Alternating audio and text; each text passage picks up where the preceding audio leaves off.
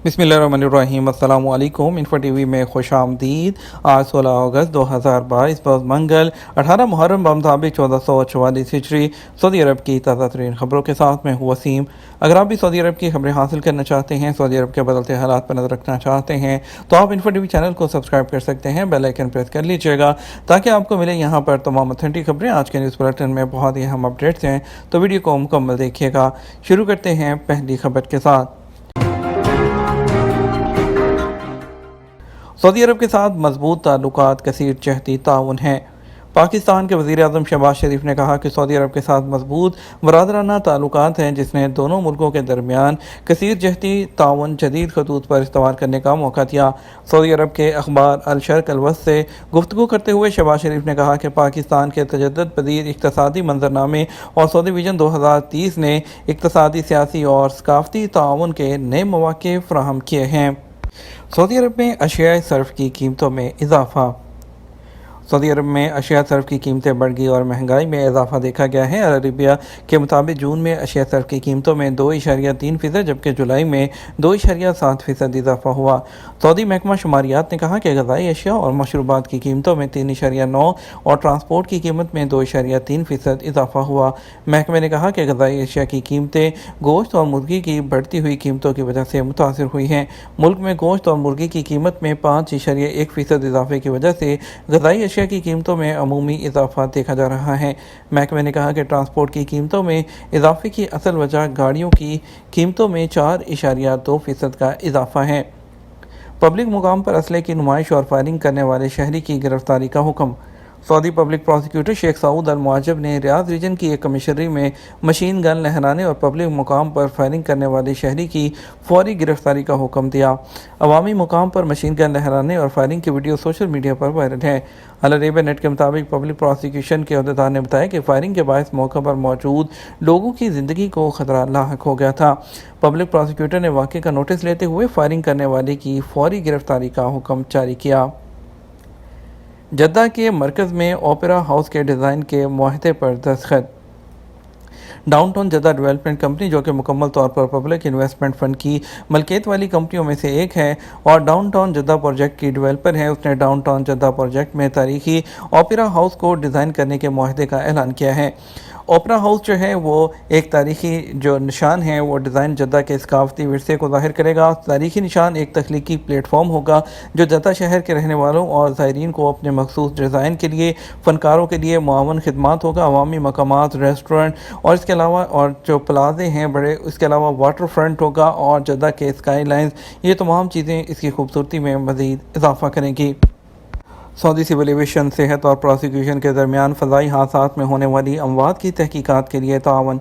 Civil aviation की general authority, जिसकी नुमाइंदगी एविएशन इन्वेस्टिगेशन ऑफिस ने की, वजारत सेहत और पब्लिक प्रोसिक्यूशन के साथ हवाबाजी के हादसा के नतीजे में होने वाली अमवात की तहकीकात के लिए मुफाहमत की एक याददाश्त पर दस्तखत किए ताकि इस शोबे की सलाहियतों को बढ़ाया जा सके।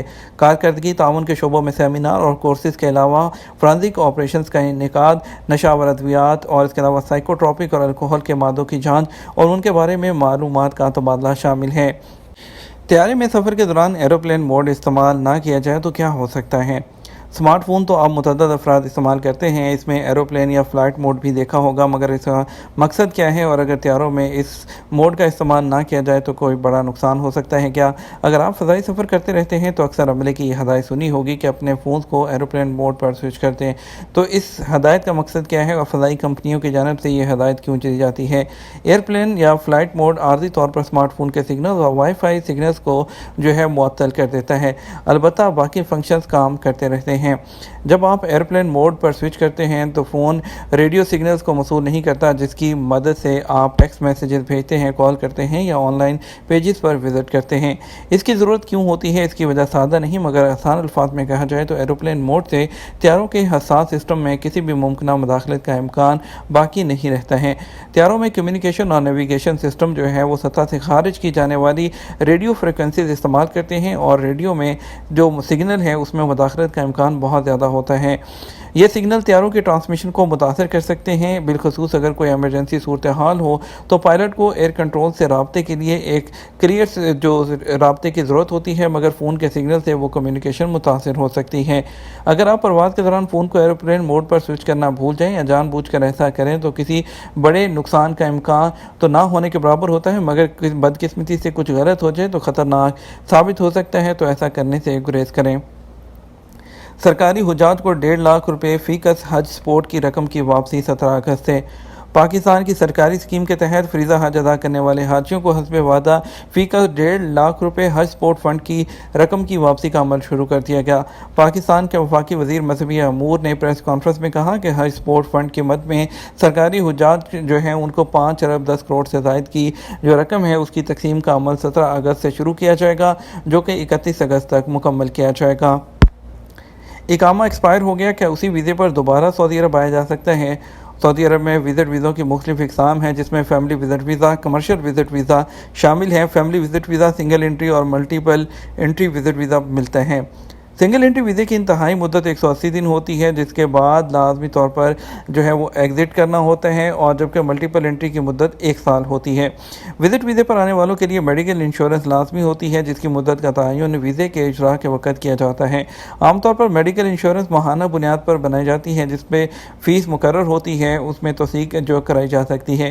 اقامے کی عدم تجدید کے حوالے سے شخص نے دریافت کیا کہ کورونا کے دوران پاکستان گیا تھا، اقامہ ختم ہو گیا، اس کے بعد تجدید نہیں کروائی، کیا اسی ویزے پر ابھی آ سکتا ہوں؟ کورونا وائرس کے دوران سعودی حکومت کی جانب سے سعودی عرب سے باہر گئے ہوئے غیر ملکیوں کے اقاموں اور خروجودہ کی مدت میں کئی بار مفت توسیع کی گئی تھی۔ وبائی مرض کی صورتحال بہتر ہونے کے بعد کورونا کے حوالے سے پابندیاں ختم کر دی گئیں، لیکن اس کے بعد مزید مفت توسیع نہیں کی گئی۔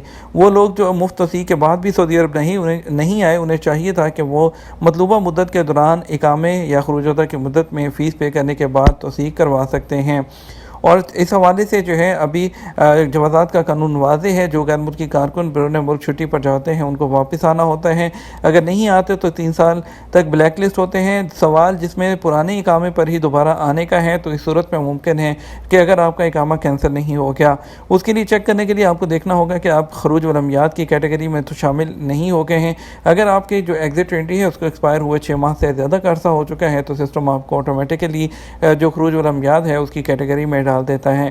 وزٹ ویزے کے حوالے سے ایک شخص نے دریافت کیا کہ ان کی وائف کا وزٹ ویزا 6 ستمبر 2022 کو جو ہے وہ ایکسپائر ہوگا۔ واپسی کی جو فلائٹ ہے وہ 7 ستمبر کی بک کرائی ہے۔ ایک دن تاخیر سے روانگی میں کوئی مسئلہ تو نہیں ہوگا؟ اس بارے میں یہ کہنا تھا کہ قانون کے مطابق ویزے کی ایکسپائری سے پہلے ایگزٹ کر جانا چاہیے، بصورت دیگر امیگریشن قوانین کی خلاف ورزی شمار کی جاتی ہے۔ واضح رہے، انٹرنیشنل امیگریشن قوانین کے تحت کسی بھی ملک کے ویزے کی مدت کے دوران اس ملک میں قیام کرنے کی اجازت ہوتی ہے۔ ویزے کی آخری تاریخ ختم ہونے سے پہلے ایگزٹ کرنا ہوتا ہے۔ سعودی عرب ٹریفک حادثے میں 6 پاکستانی ورکرز ہلاک، معیشتیں واپس بھیجی جائیں گی۔ سعودی عرب میں ٹریفک حادثے میں 6 پاکستانی ورکرز ہلاک ہو گئے۔ ہلاک ہونے والوں کی لاشیں ضروری قانونی کارروائی کے بعد پاکستان روانہ کی جائیں گی۔ پاکستانی سفارت خانے کے ذرائع نے بتایا کہ حادثہ جمعرات کو ریاض میں پیش آیا۔ ان کے مطابق پاکستانی ورکرز کی گاڑی ٹرالر سے ٹکرا گئی تھی۔ 6 ورکرز موقع پر ہلاک ہو گئے، جبکہ 2 زخمی ہسپتال میں زیر علاج۔ مرنے والوں کا تعلق پاکستان کے صوبہ خیبر پختونخوا سے ہے۔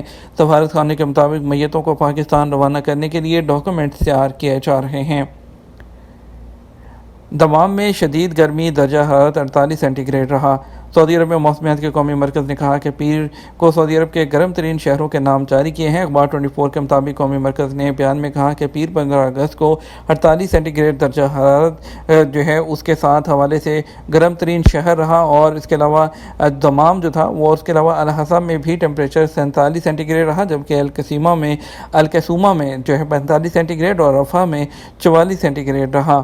آجل ویب سائٹ کے مطابق پیر کو تبوک کے الحرا روڈ پر بارش کے ویڈیو کلپ سوشل میڈیا پر وائرل ہیں۔